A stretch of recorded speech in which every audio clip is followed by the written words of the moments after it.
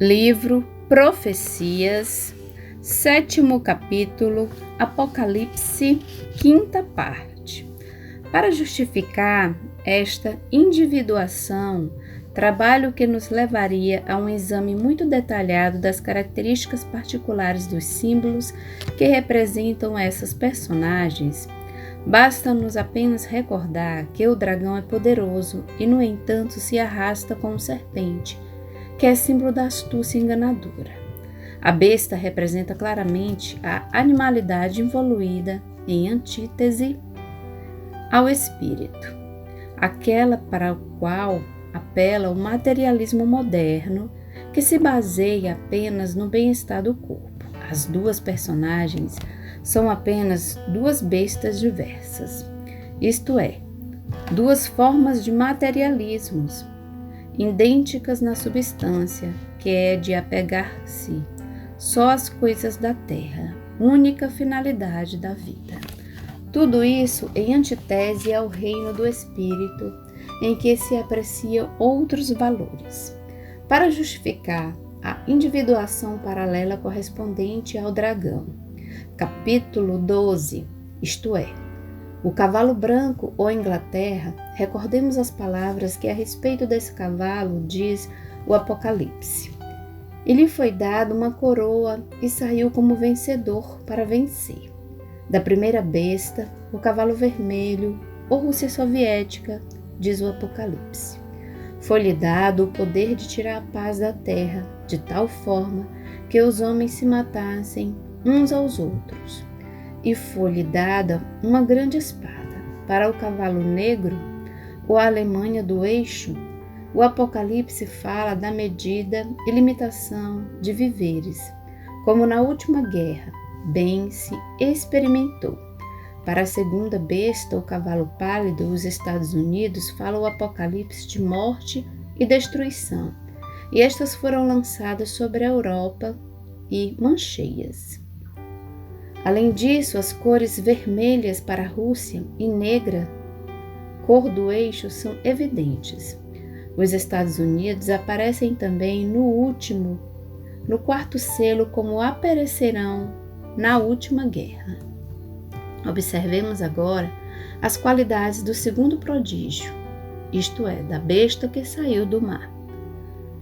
Apocalipse 13, de 1 a 10, para ver se concordam com as mesmas personagens, ou seja, a Rússia soviética expressa no segundo selo o cavalo vermelho. Besta quer dizer materialismo, como vimos, e o mar significa os povos, nações, línguas. Apocalipse 17, 15. Depois disso, o texto diz: E vi uma de suas cabeças como ferida de morte, mas sua chaga mortal foi curada. Isto poderia significar a salvação de um grande golpe que ameaçou a Rússia em Stalingrado. E o texto acrescenta: E lhe deu o dragão seu poder e seu trono, e grande poder, e toda a terra ficou arrebatada de admiração pela besta. E adoraram o dragão, porque dera autoridade à besta, e adoraram a besta, dizendo: Quem é semelhante à besta?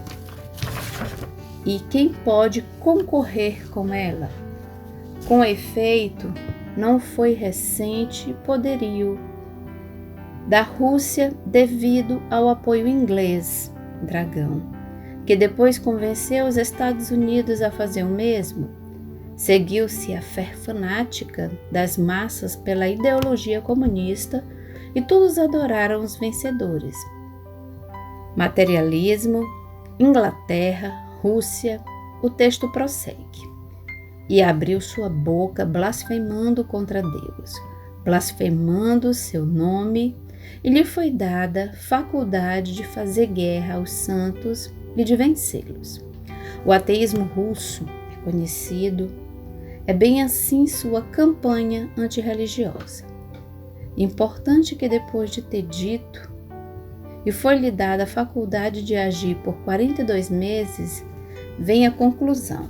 Se alguém tem ouvidos, ouça. Se alguém prender alguém, acabará preso. Se matar a espada, estará fatalmente morto à espada. Eis, pois, como deverá acabar a Rússia: na autodestruição. Este conceito faz parte da lei e do sistema ilustrado nos volumes anteriores, conceito amplamente explicado alhures. Quem usa a espada perecerá pela espada. Norma evangélica que é lei de vida, que nenhuma força humana poderá deter. O Apocalipse conclui: aqui está o sofrimento e a fé dos santos. Os bons, pois, tenham coragem, que o mal não pode absolutamente vencer. Existe a justiça de Deus e ninguém pode detê-la. Observemos agora as qualidades do terceiro prodígio, ou seja, da besta que saiu da terra. Apocalipse 13, de 11 a 18, para ver como concordam com as da mesma personagem, isto é, os Estados Unidos da América, expressas no quarto selo, o cavalo pálido. Vimos que o cavalo negro do terceiro selo, o Alemanha, desapareceu da cena política do mundo. Essa besta é uma forma de materialismo que sai do poder da terra, riqueza do solo e indústrias, diz o texto. E falava como o dragão, ou seja, a mesma língua inglesa, e todo o poder da primeira besta, ela o excitava diante dela, e apresenta já realizados, de fato, os sonhos de bem-estar do comunismo russo, e fez que a terra e seus habitantes louvassem a primeira besta de que fora sanada a chaga mortal. Foi pelo auxílio dos Estados Unidos que a Rússia se tornou vitoriosa e grande, e fez prodígios grandiosos, tanto que fez descer fogo do céu sobre a terra. Eis as fortalezas voadoras, as bombas atômicas, as novas descobertas científicas, e fará que ninguém possa comprar nem vender se não tiver a marca, ou seja, o nome da besta e o número de seu nome, isto é, domínio completo do dólar sobre tudo. O capítulo conclui com o famoso número 666, calculando-se segundo o alfabeto hebraico esse número de esmero. Mais tarde foi dada essa cifra, segundo os casos, o significado de uma quantidade de personagens históricas. Talvez seja um número simbólico para dizer que muitas personagens igualmente más se apresentarão até o fim da história. Mas tudo isso é trabalho para adivinhos, terreno em que não podemos entrar. Neste ponto ocorre em ambos os ciclos uma mudança de cena. Até aqui assistimos à descrição de personagens em suas características e feitos passados. Agora temos um entretanto em que entram em cena os personagens das fileiras opostas, os soldados de Deus. Abre-se o quinto selo. Os bons apelam para que se faça justiça e lhe é respondido que ainda fiquem quietos por breve tempo, até que seja completado o número de seus irmãos sacrificados. Ao abrir-se o sexto selo, inicia-se a preparação espiritual dos soldados de Deus, a qual contrabalança a preparação material de seus inimigos. Isto é necessário porque se aproximam as grandes provas que explodirão ao abrir-se do sétimo selo. Temos uma breve pausa antes de desencadear-se a grande tempestade. Tudo faz pensar que esta pausa seja a hora presente. É o momento de espera em que as forças contrárias se preparam, medem-se, tomam um impulso para lançar-se uma contra a outra. Deus olha e espera. Deixa-nos realizar todas as nossas experiências que pretendem dispensá-lo. Os maus movem-se, afoitos, à conquista do mundo e caminham para a sua destruição. Os bons oram, tremem, esperam. Deus olha, deixa todos livres, mas se escreve no livro da vida, de que nada mais se apaga, e pelo qual todo mal se apaga e todo bem frutifica. A lei não tem pressa, pois o tempo não pode detê-la e nada pode escapar à sua sanção.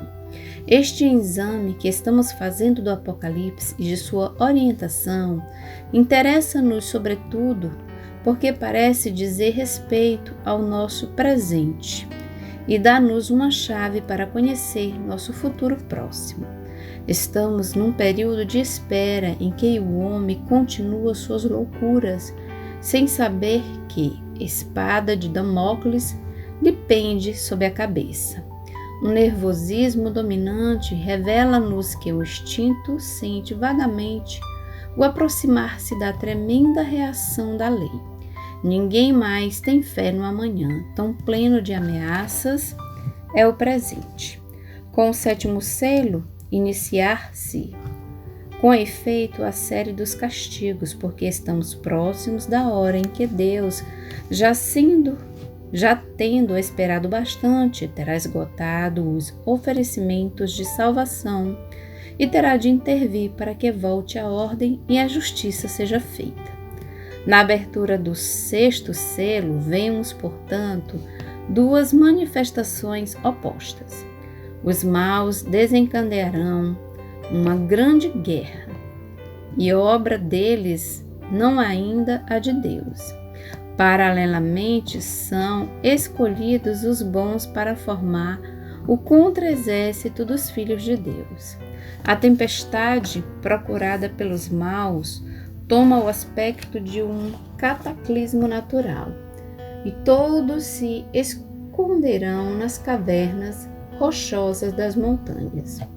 E diziam aos montes e às rochas: caiam sobre nós e esconde-nos. Esta é a última tentativa para salvar-se das incursões aéreas, que desta vez serão atômicas. Do outro lado, são retidos por um anjo os ventos, para que estejam tranquilos e nenhum dano causem, enquanto não estejam marcados nas frontes com o selo, os servos de Deus.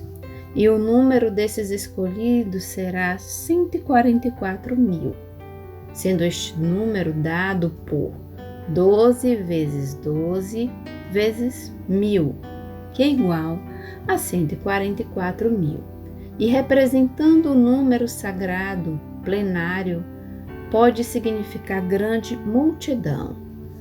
Forma-se, pois, uma multidão inumerável de todas as raças, povos e línguas, diante do trono de Deus, multidão daqueles que vinham da grande tribulação, e Deus estenderá sobre eles sua tenda. Esta cena acha sua correspondência na de todo o capítulo 14 do Apocalipse, que segue o terceiro prodígio da besta que saiu da terra, como vimos. Achamos aqui os mesmos 144.000 marcados na fronte. Repete-se a cena do cântico diante do trono. Estes são os pré-escolhidos do reino de Deus. Continua o paralelismo num prolongamento de repouso. O capítulo 14 continua com os anúncios feitos por 4 vozes de anjos. São os últimos acontecimentos antes da catástrofe. Temei a Deus, porque chegou a hora do seu juízo. Quem adora a besta e sua imagem e traz seu sinal na fronte ou na mão, beberá o vinho da ira de Deus, que está pronto no cálice de sua ira. Termina aqui o entreatro.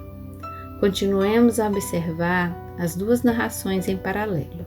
Na primeira delas, chegamos finalmente à abertura do 7º selo.